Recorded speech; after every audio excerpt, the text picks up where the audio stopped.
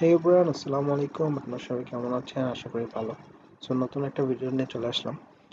আজকে একটা ভিডিও দেখাবো, সেটা হলো ওই যে মসকিউটোদের নিয়ে, কারণ এখন মশা অনেক জ্বালাচ্ছে।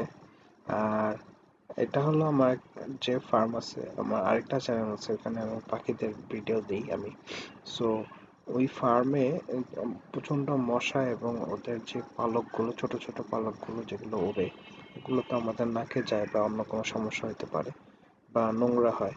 সো এই জিনিসটাকে একটু কমানোর জন্য আমি মূলত এই জিনিসটা বানাইছি।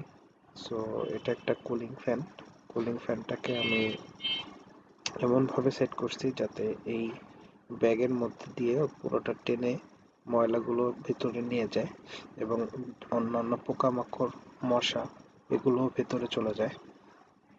সো এটা সারাক্ষণ এটা চলতে থাকে আর এরকম টানতে থাকে ময়লা।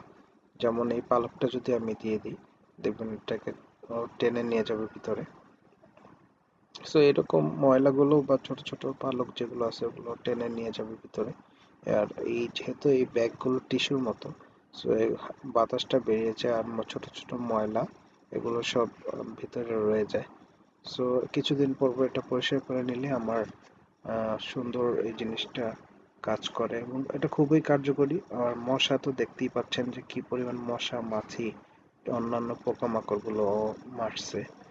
আর এই এটাকে আমি সামনে একটু আপডেট করার চিন্তা করতেছি। একটা একটা লাইট, এলইডি লাইট লাগিয়ে দিব যাতে মশাগুলো আরো আকৃষ্ট হয়, অন্যান্য পোকাগুলো আরো আকৃষ্ট হয়, যাতে আমার ফার্মের পোকামাকড়গুলো কমে যায়।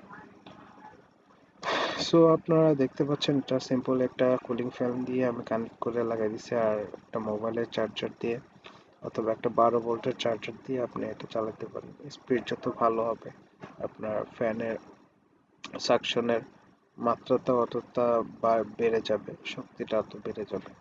সো আপনার যদি এরকম কয়েকটা বা একটু বড় সাইজের বানিয়ে ইউজ করতে পারেন, আশা করি জিনিসটা কাজে লাগবে। সো এই হলো অবস্থা। আল্লাহ হাফেজ।